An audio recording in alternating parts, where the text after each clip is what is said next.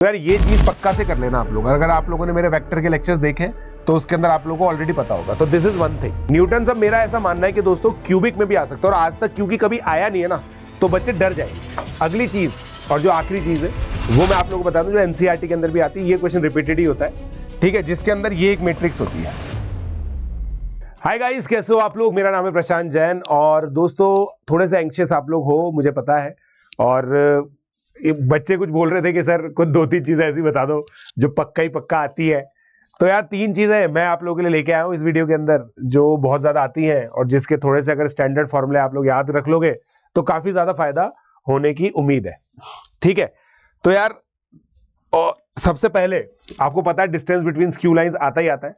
तो इसमें क्या बोलता है वो, बेसिकली एक लाइन दे देता है, ठीक है।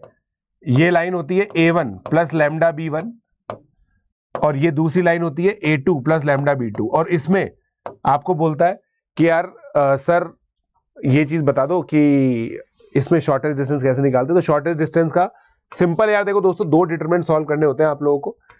A2 माइनस A1, यहाँ पे A2 माइनस A1 लिखोगे आप, फिर यहाँ पे B1 यहाँ पे B2, ये वेक्टर्स हैं तो इसको ऐसे लिख दोगे तो ये डिटरमिनेंट बन जाएगा। और फिर नीचे आ जाता है mod of B1 cross B2।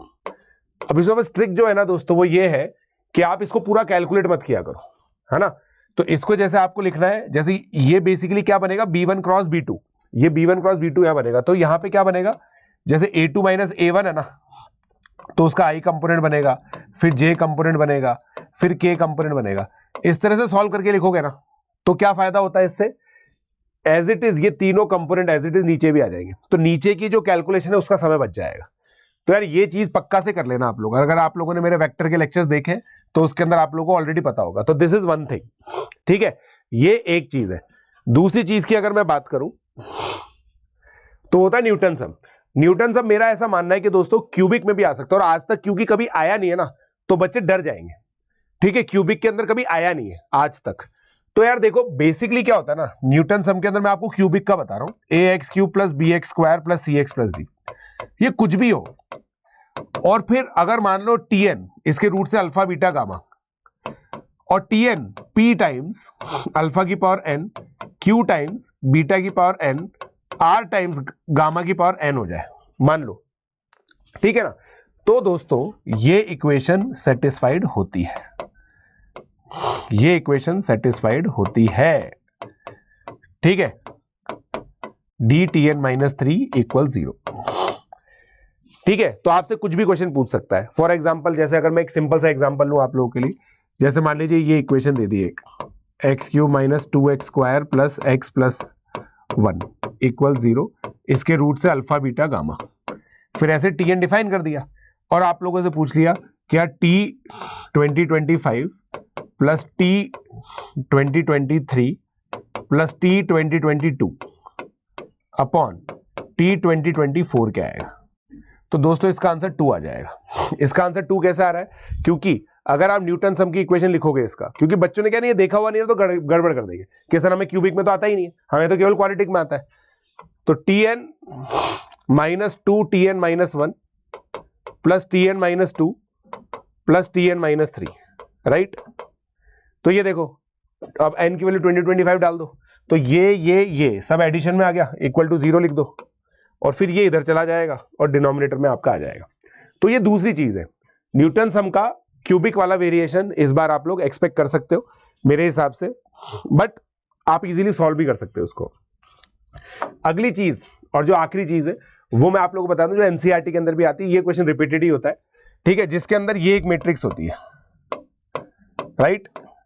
Cos theta लिखा रहता है यहाँ पे, यहाँ पे साइन, यहाँ पे भी कॉस थीटा लिखा रहता है, यहाँ पे साइन थीटा लिखा रहता है, यहां पे माइनस साइन थीटा लिखा रहता है, ठीक है।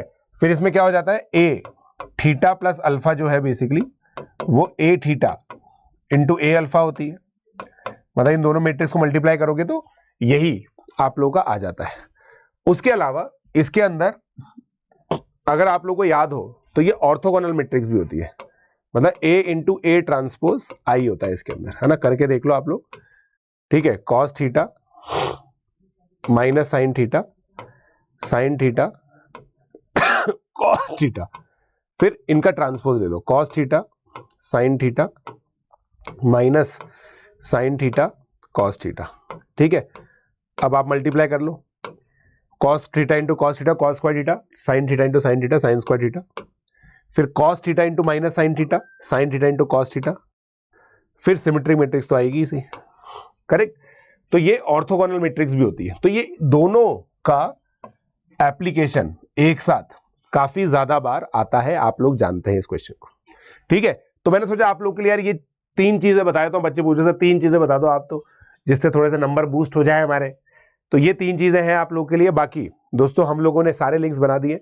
22 तारीख से हम लोग शुरू हो जाएंगे आप लोगों के साथ साथ, लाइव रिएक्शन करेंगे, पेपर सॉल्यूशंस करेंगे, और आप लोग का एनालिसिस भी देंगे कि क्या आपकी परसेंटाइल आ सकती है based on the data of course. मतलब हमारे पास भी अब अनअकैडमी सेंटर्स हैं, काफी सारे बच्चे उसमें जुड़े रहते हैं, उनका जो फीडबैक होता है उसके बेसिस पर जो भी बेस्ट पॉसिबल होगा आप लोगों के लिए लेके आएंगे हम लोग। Let's crack it.